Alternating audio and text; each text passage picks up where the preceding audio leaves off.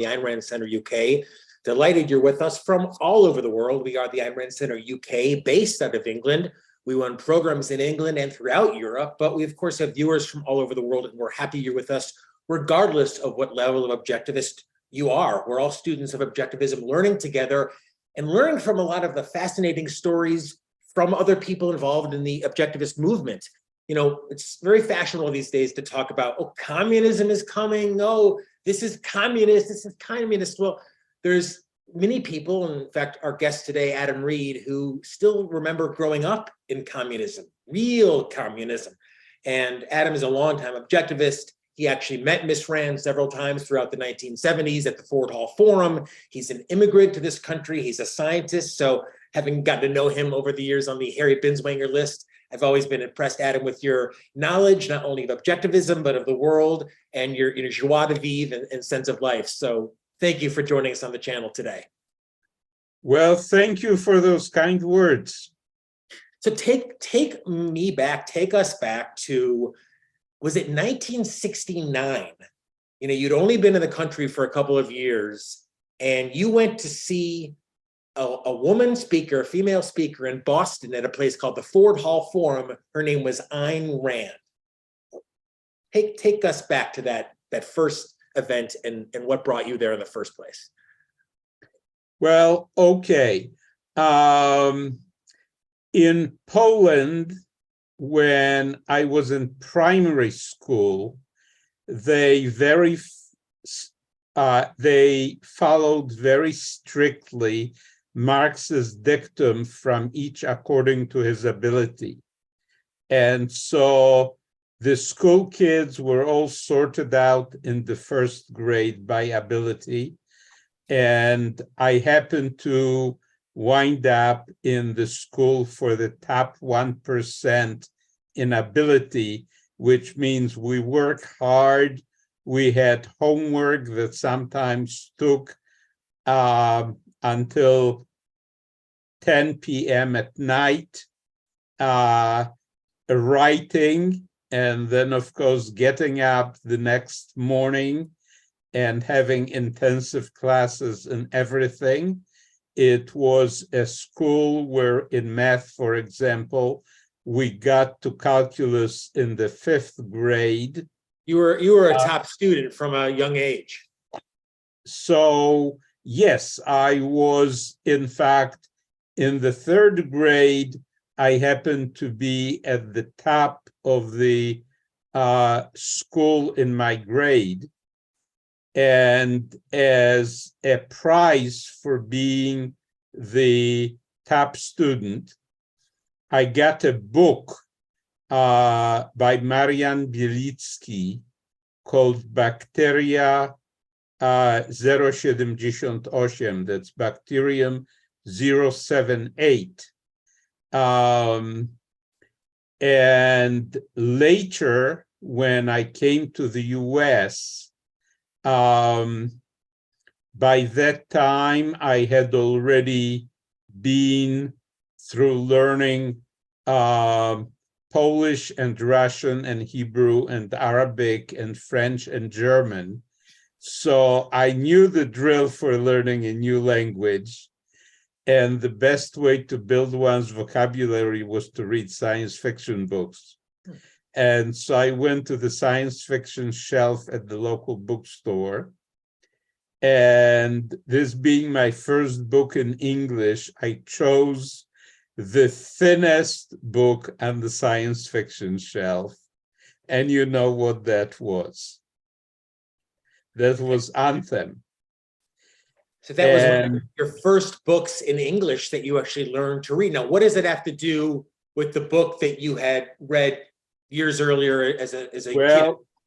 It was obvious to me as soon as I started reading Anthem that Marian Bielicki managed to write a book on the same theme, how an individual raised in a tribal society learns that he is an individual and becomes an individualist, and write it in such a way that not only would it get through censorship in communist Poland, but would actually be given out to the top students That's fascinating.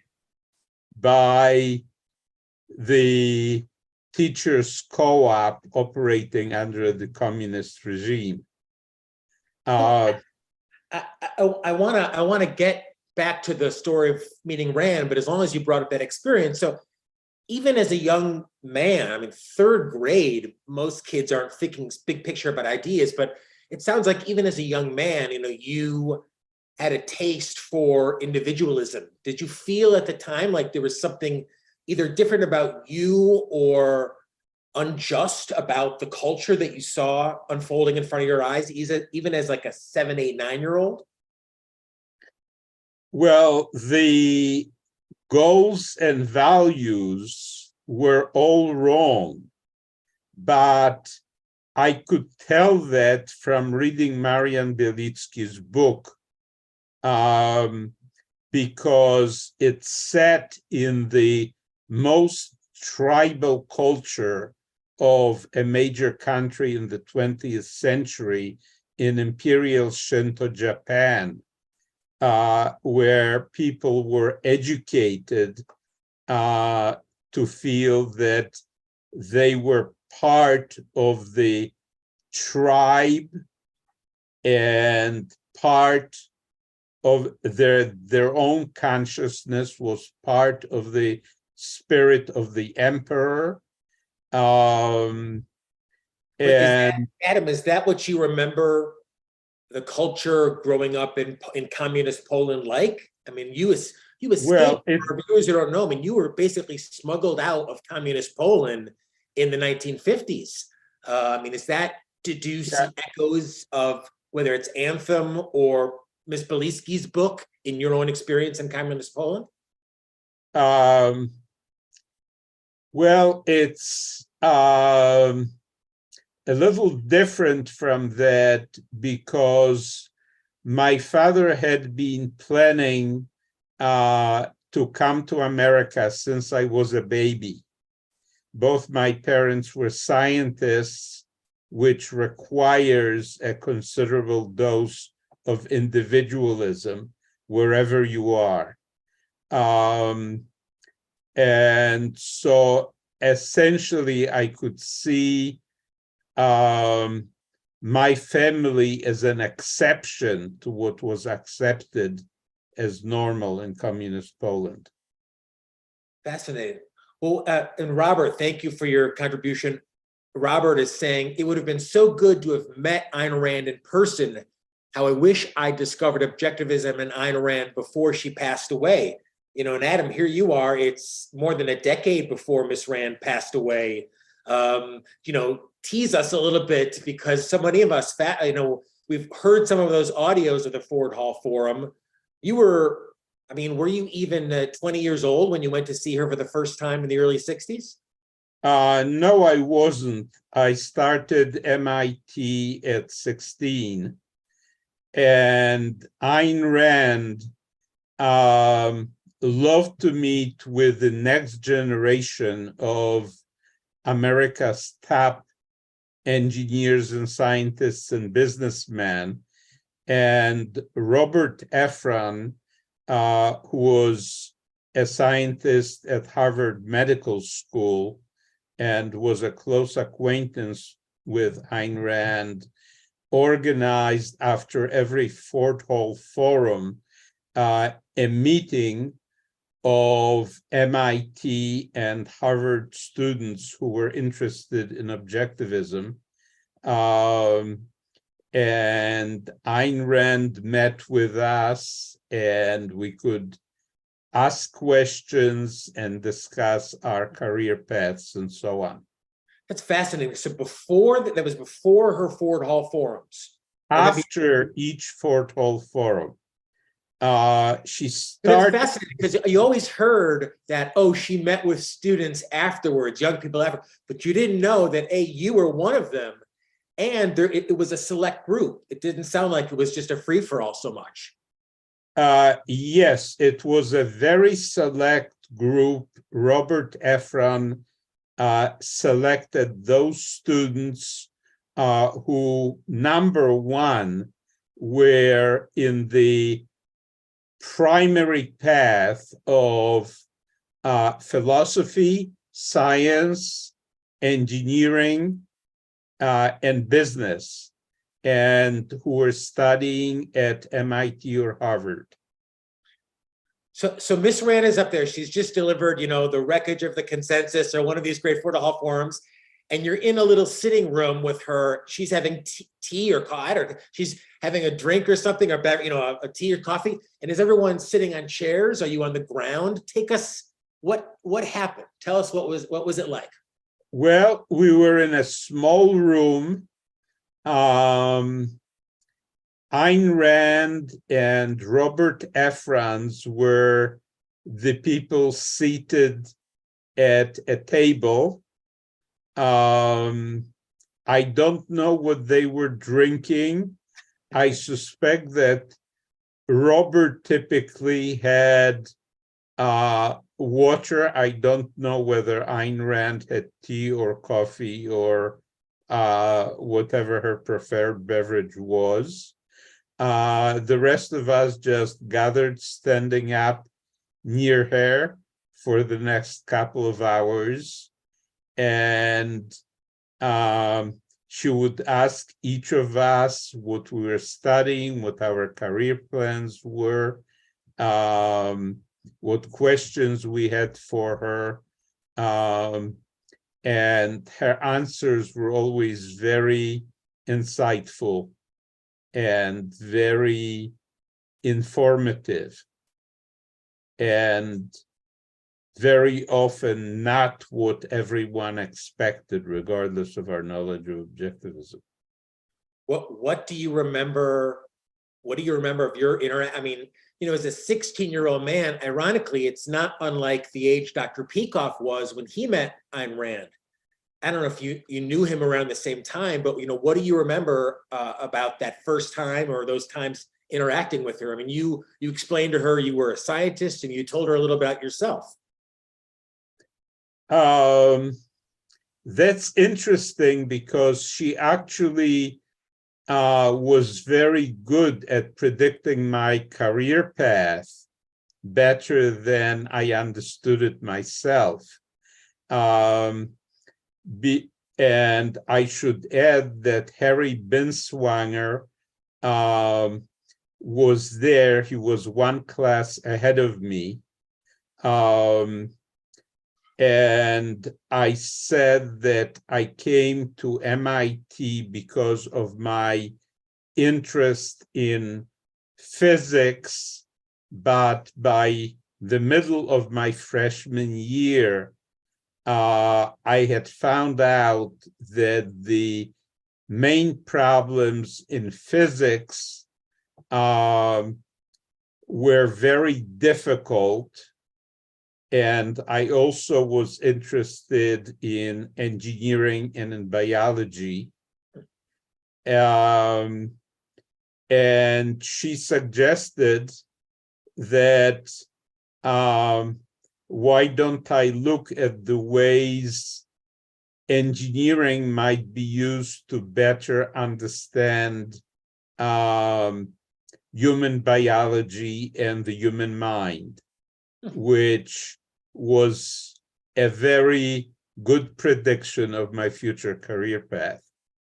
That's fascinating. Even it's just to think, even in that semi-casual conversation, that she brought it back to man's reason, the human mind. That was even in those little. And what's just amazing to me too is, as an older woman, after giving an hour-long speech and travel, she held court with you as students for hours into the evening. She had amazing energy. Well, so you had met her. Obviously, you had been a little bit teased by reading Anthem. Were you like many of us, Adam, that when you first read one book by Ayn Rand, you started just gobbling everything up? I mean, keep in mind, in the 1960s, there wasn't as much as there is now to gobble up. So What was your experience as a really young, early student of objectivism? So I had read Anthem, and the next book, The Fountainhead, was intimidatingly thick. I was still learning English. However,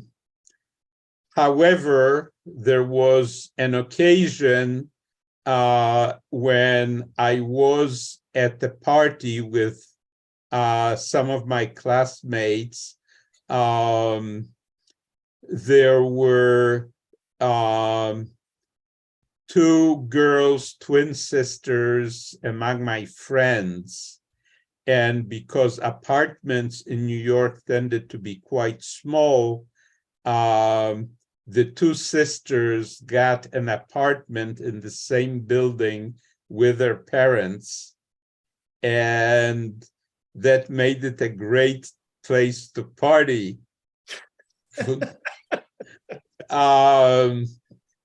So I was at a party, and her parents, who lived in a different apartment in the same building, had bought us snacks. One of us looked older than his age, older than 18, which is the age for buying alcohol at that time in New York. So he went and brought us beer. And somehow the conversation turned to topics that I wasn't really interested in.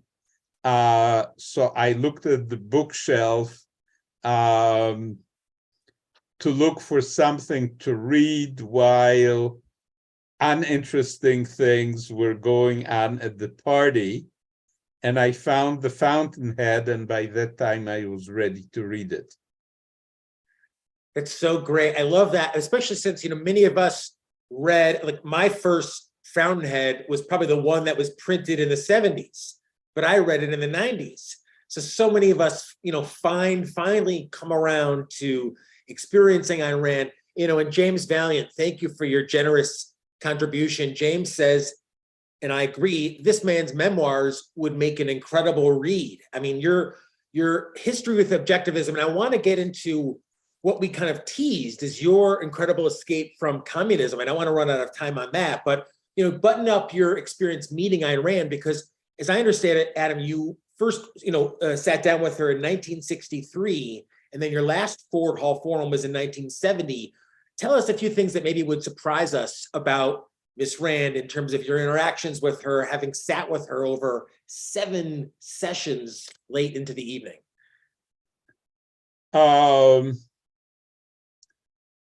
Well, it was amazing how quickly she grasped the plans and values of everyone that she spoke with,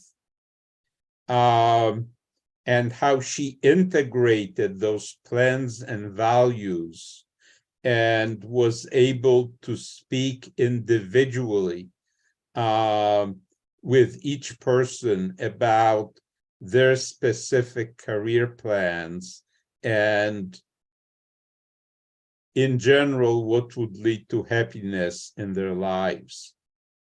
Did anyone, we've seen speakers like everyone, James Valiant, so many people on our channel, objectivist, when they go speak at colleges, kids mouth off to them.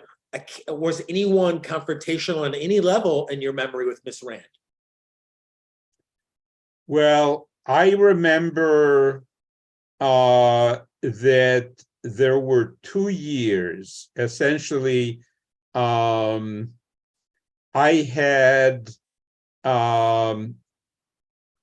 was already working part-time as a medical engineer, first at the Sanborn Company and then at Hewlett-Packard in Palo Alto in California.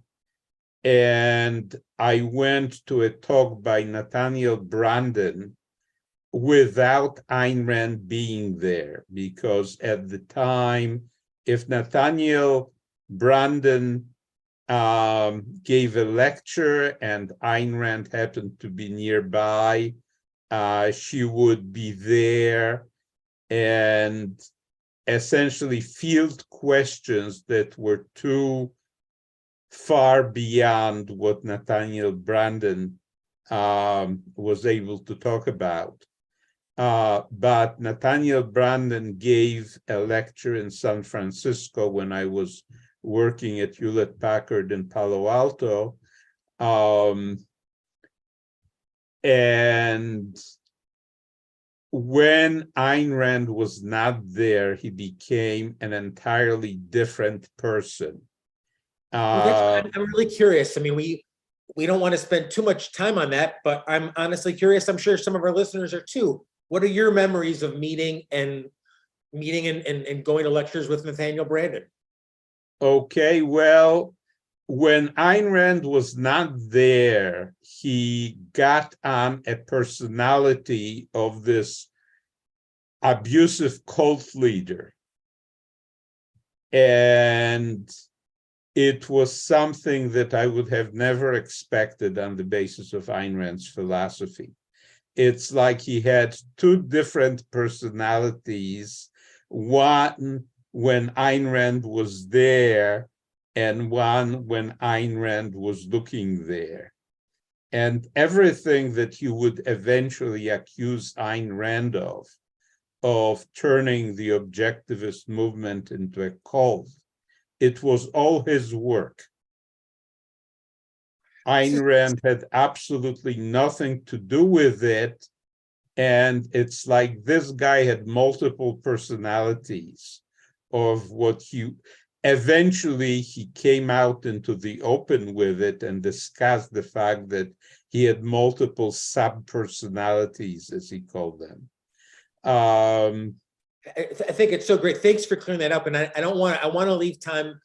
I want to transition to your amazing story, but we're going to have you back. And I agree with James. We want to get your memoirs in print, not now, soon, but clarifying, there's people hear the name Nathaniel Branden, they're not so sure, but you met him, you went to lectures with him, you saw him, and your memory of just what a dishonest person he was, I think is a great service to us today. Well, that was about 2 years before Ayn Rand discovered the same thing.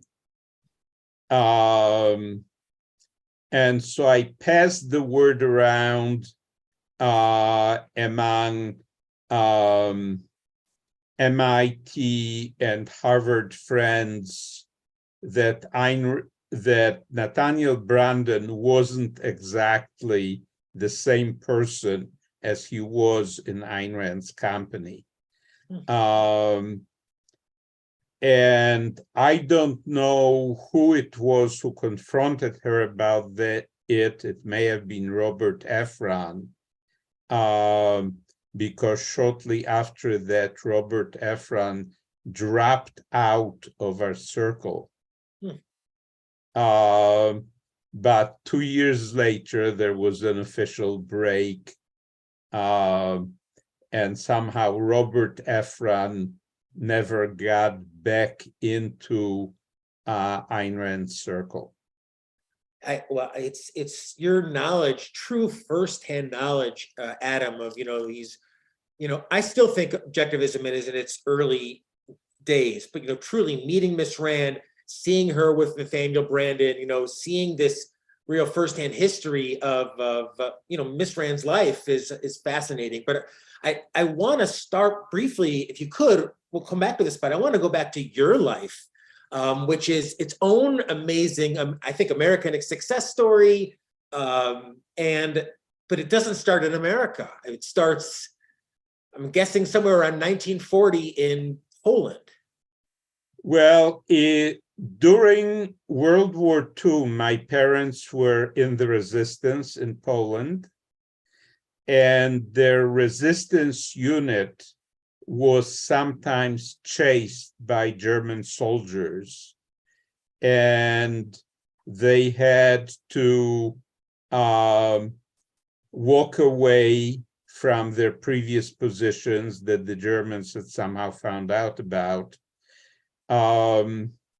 My father was in charge of their field hospital, And sometimes people with very severe operations and amputations and so on had to walk because there was no other way to get away from the Germans.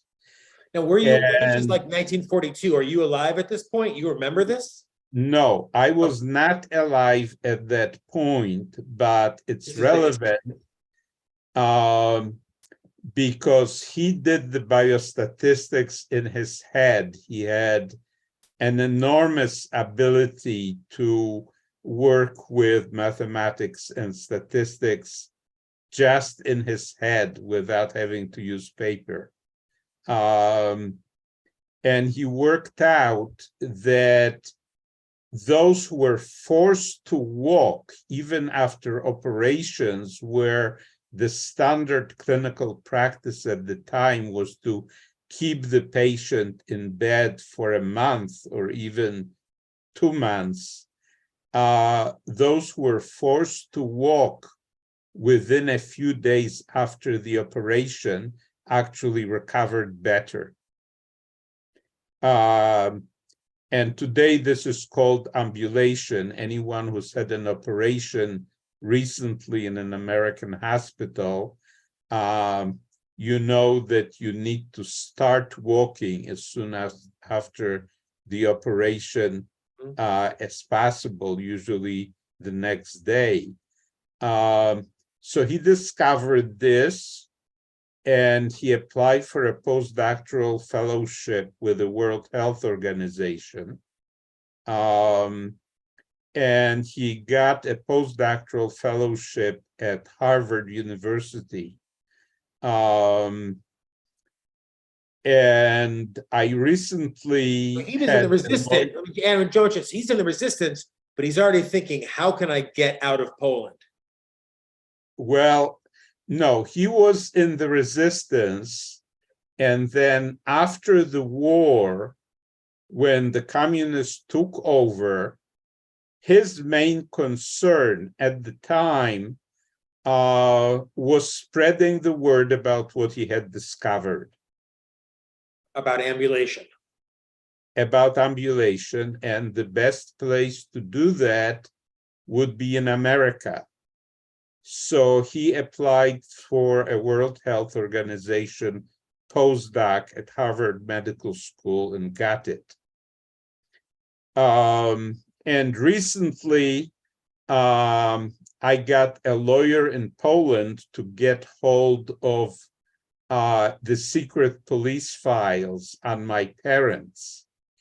And he was reported to by the secret police agent who somehow found out that my parents were preparing to leave Poland for America. And he wrote a very strong report saying you can't let them do that. They're not coming back. So at some point, your father said, and thank you, Bonnie, for your contribution. Thank you, Richard. Richard says, thanks for this interesting story. I second James's sentiment in regard to your biography, and Apollo agrees. Great story. We are all, Adam, imploring you to put this to paper. Your history and the objectivist history, it's fascinating. But, you know, so at some point, your father realized in post-war communist Poland, I want to get my family out. Right. But unfortunately, thanks to the secret police report, my brother, my mother, and I were kept in Poland as hostages for his return. So they would not let you out. You went to go out, and they said, nope, we're not giving you the visa. Well, my father was permitted to go. And after his return, we were placed in special housing for dissidents who were still working. You know, a family of 4 in a place smaller than an American prison cell. And my father, probably in order to further intimidate him, was assigned the work of fixing up prisoners who had been tortured by the secret police. And he had the job of fixing them up so they could be shown at show trials or, let go back into the same kind of dissident housing or whatever the secret police decided to do. Stunning, Adam. These stories are stunning. I mean, you're talking about your father comes back and your whole family is kidnapped, put in a prison, as you said, and your father, who was a prominent scientist, is now forced to work in communist prison camps, in effect. I mean, this is when people say, "Oh, communism is coming, communism is here." I mean, you're describing true atrocities of communism that are so, that it's so important that the next generation and every generation understand. Well, the story doesn't end there, because one of Stalin's men in Poland, Jakub Berman, learned through his secret police contacts that there was a doctor who had been a postdoc at Harvard Medical School, now living in Poland. And so he decided to make my father his personal physician. And at that point, we were transferred to a regular apartment. And Jakub Berman and several other high-ranking Communist Party people were private patients of my father's. He was their personal doctor, and with the contacts that this gave him, eventually my mother, my brother, and I were permitted to go visit our family in Israel. And once we were safely out of Poland, my father arranged to be invited to a conference in Moscow, since the Polish secret police were serving the Soviet secret police. He was permitted to go to Moscow. Coming back, he took the wrong plane to Berlin instead of Warsaw. The wrong plane, right. That was before there was a Berlin Wall, so he just walked over to the train station and took a train to Paris, where our cousins were living. And obviously this was safe since his family was already in Israel. But essentially his secret police file in Poland ends with his being given permission to leave Poland for the USSR to go to this medical conference, and there's no trace of him after that. I mean, and to people who hear this and think, "Oh, permission is like getting a United boarding pass," this is the height of the Cold War. This is 1959. Right. So this is the height of the Secret Service and the espionage and trailing people and ultimately just murdering them. If you were on the wrong side. So your family's life was, as you said, you were being surveyed by the communist secret police. Yes, and I have the file, and it's a very interesting file. That saying from Animal Farm, all the animals are equal, but some are a little more equal than the others. And it's so, thankful that your father had the experience to get the status to get you out. Otherwise, I mean, in a weird way, it makes me think of, as I understand it, Miss Rand got some visa to be able to go study in the US, right? It was a short-term thing and she was expected to come back. Of course, she never came back. So you have a very similar story. You were all expected to come back to Poland, and serve the greater good. but you, who had read Anthem years earlier, and your family had other Well, ideas. I didn't read Anthem. I read a book on the same theme. Right, right. So I it's a I had no knowledge of Ayn Rand or Anthem at the time, but I had already read a book that made me decide that I will grow up to be an individualist. I mean, that I think is so inspiring. Often on the channel, Adam, here we talk to students of objectivism from countries that don't have a lot of individualist tradition, including even some of the Middle East. And I mean, talk about being a kid in the 1950s in a whole culture where individualism is just isn't around, let alone writings of Ayn Rand or Dr. Peikoff. And you were just given a little bit of that taste. You know, we always talk about the power of ideas and changing history, changing culture, and you were given a little bit of taste of that and thrived on it. And ultimately, you know, coming to America and making a great success story. So your family, it sounds, joined up in Paris. When did you come to the States, and how did you get? Well, they didn't join up in Paris. From Paris, my father went to Israel. It turned out to be too socialist, and he made the long-term goal of coming to the US. And the fastest way of doing that was to get a job with an American-sponsored outfit in France. So we moved to France, and then my father got us a family visa to come to the US with preferences. First, because he was working for an American organization, and second, because he promised to practice in an underserved area, in an underserved part of America. Well, you know, I'm glad that. Sorry about that interruption.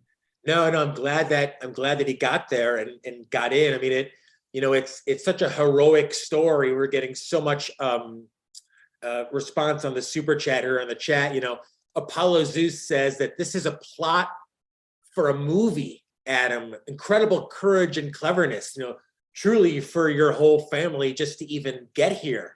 And you know, it's everything from the symbolism of the wall and your father being able to move. I mean, do you that was before the wall was built. The wall. Exactly. So I mean, you really have lived a Cold War escape story, not dissimilar, as I said. I think my belief, you know, from Ayn Rand, you knew this was unjust. You knew you would never be able to live the life you wanted to, your family wanted to in Poland, and you know, you got yourself to America. Now, how old were you in 1959 when you got here? You're probably 14. Not even. You were 14 years old, just a kid. Yes. And just a kid who was learning English by reading science fiction. Were you like, I guess this is probably a dumb story, but what do you remember as being some of the big changes in terms of the culture? I know you were probably called you know, names as an immigrant and stuff like that, but what do you remember different from the culture in the US versus communist Poland? Well, number one, I went to a very challenging school, from each according to his ability. And my ability was definitely in the top 1%. So we were ready to start calculus by the fifth grade, right after I left Poland. And in America, high school kids were still starting to learn things I already learned in the third grade. So school was ridiculous here.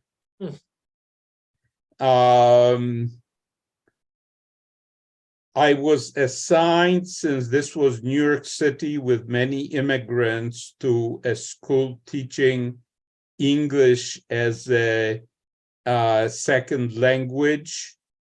Most of the other immigrants were from Latin America, especially the Dominican Republic at that time.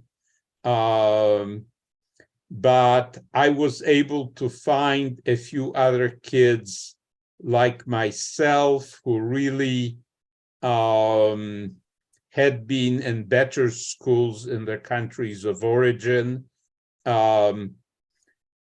And I organized a debating team. It's a great way to learn English.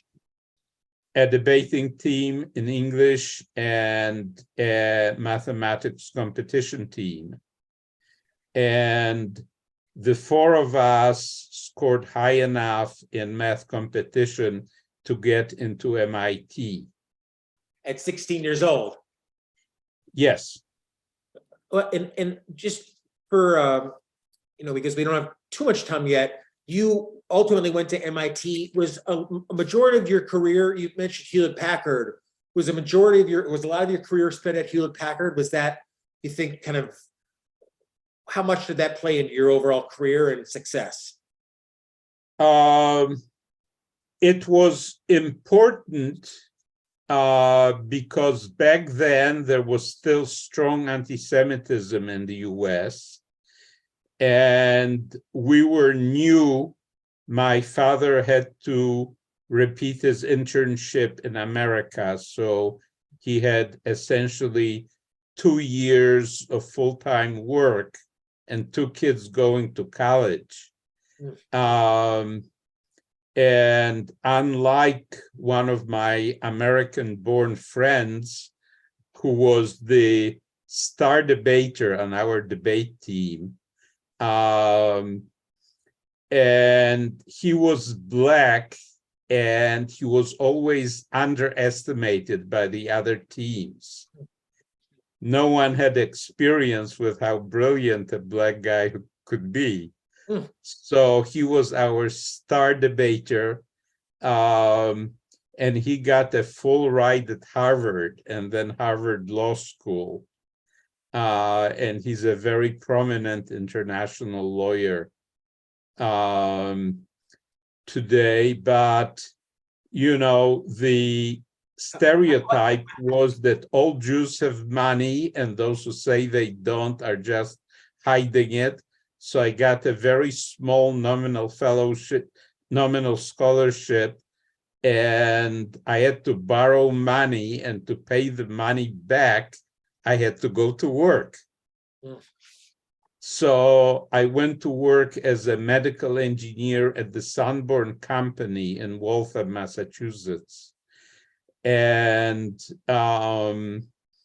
that company was bought by Hewlett Packard, which at that time was an instrument company in Palo Alto. This is probably still when Bill Hewlett and I believe William Packard were still alive. Yes. There really was a Hewlett and Packard, people who don't know. Yes, but they were already large enough to be acquiring companies all over the country and sending their best engineers, even if they were just undergraduate juniors, to their Hewlett Packard labs in Palo Alto. So you were already out in Palo Alto in the mid to late 60s. That was in the early 70s. 1966. Wow, talk about the early days of Silicon Valley. Yes. And thank you, excuse me one second, Adam. Jeff wanted to thank you with a very generous contribution to the Ayn Rand Center UK. Thank you, Jeff. And he's thanking you, Adam, for telling your story. And I agree, it's so fascinating, and imploring you once again to put some of it in writing or do some podcasts. You'll come back and do some more with us, because your history, as I said, it's such a, even as we've heard it a little bit today, it's such an example of a true American success story. Oh, I want to ask you one brief question of this. You were all immigrants struggling to learn English and learning it and going on to this great success. What is it when you look at some immigrants today who seem not to want to learn English? There's a sense of, I believe from what I see, many immigrants don't want to, if you will, assimilate. What is, quickly switching to modern day, what do you make of that? Well, I see many immigrants, very often the adults do menial work because they don't have all the documents to go into all kinds of licensed and regulated work. And so I know some of them, and their parents have the same attitude my parents had. And their kids are learning English and assimilating and climbing up. Great. Essentially, all the fiction that you read in conservative media is absolutely false.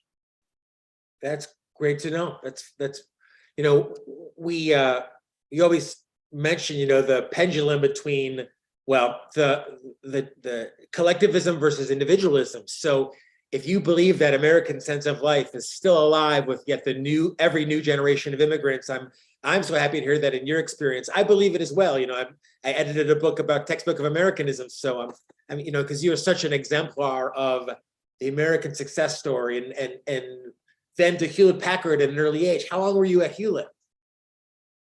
I was already 19 years old. And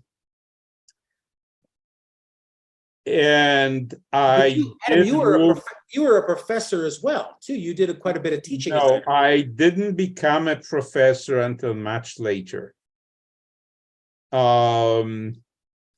First, I had to get my debts paid off and then do a postdoc.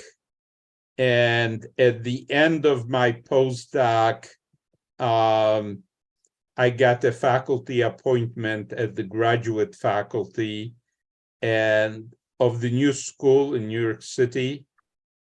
And you know, I went directly from being a postdoc to supervising PhD dissertations. Were you friendly with Dr. Peikoff and Dr. Binswanger at that time in New York City?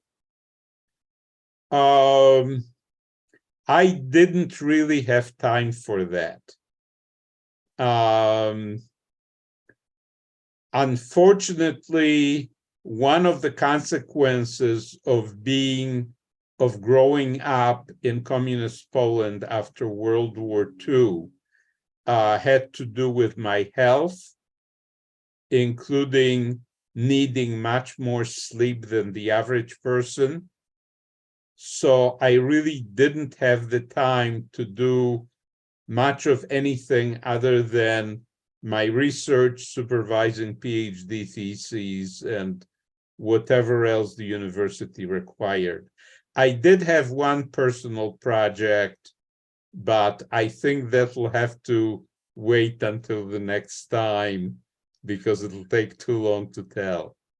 Well, that's a great tease, because you know you have so many stories. As I said, I mean, I've been a member of Harry Binswanger's list for many years, and you're such a welcome part of his discussions because of your knowledge on so many variety of subjects, but also your kind of first-person knowledge of the history of the objectivist movement. So thank you for being part of it, for sharing it with us, and just for being here. I'm so glad you got out of Poland and survived communism. You got to roll your eyes a little bit, Adam, when you hear young people today complaining about communism. They don't really know what it is, do they? I would say that they have an anti-idea, not just the wrong idea, but an idea that's exactly opposite to what it really was.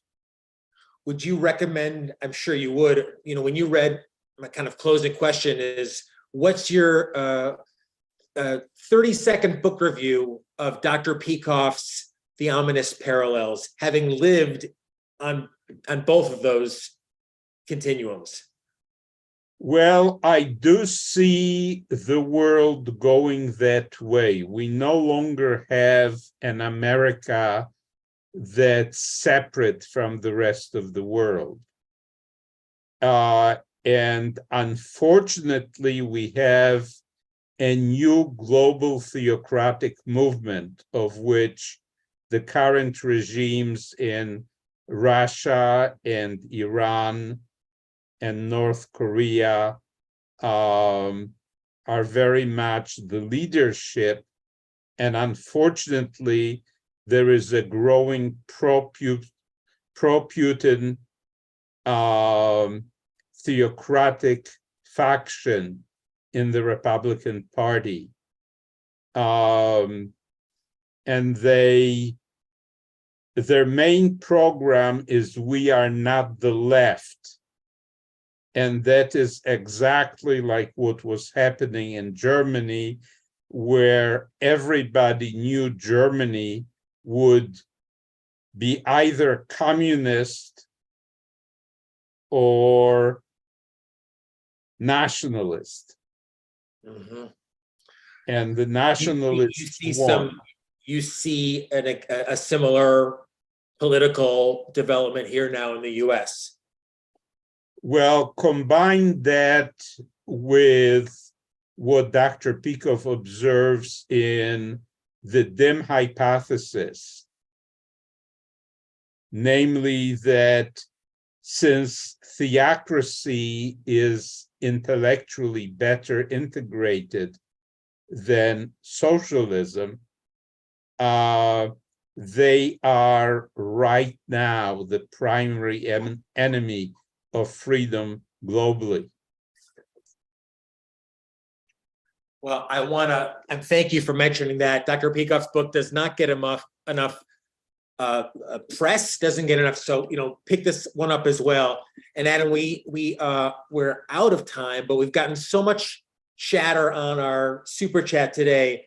Apollo says, your life story is amazing. I thoroughly enjoyed this episode of TDO. It's a true inspiration for us. And I agree with that so much. I hope you'll come back again. And thanks again so much for sharing it with us today. Yes, I hope the second episode will also be interesting, and I look forward to it. All right, well, we'll do it again. And don't go anywhere because, Adam, I can only imagine in the 50s and 60s, you can imagine, we've got a daily network of students of objectivism talking about interesting ideas and coming up literally in just 7 minutes, 7 p.m. UK. It's Finance Friday, 7 p.m. UK time. The markets are finally closed. So pour yourself a pint. Adam's already had, I think, 3 or 4 about this time. No, I'm just kidding. Pour yourself a pint and stay tuned because it's why everyone should own gold. With Jim Brown. Jim really knows his stuff, super successful guy, very smart economist. So he'll make sense of what's happening in today's markets and today's global economy as well. So on behalf of Adam from California, this is Jonathan Hoenig from CapitalSpeak.com in Chicago. You've been with The Daily Objective. We truly appreciate you supporting what we do. Wishing you the best for this weekend and wishing you, as always, best premises. Be well. And I thank you for your work.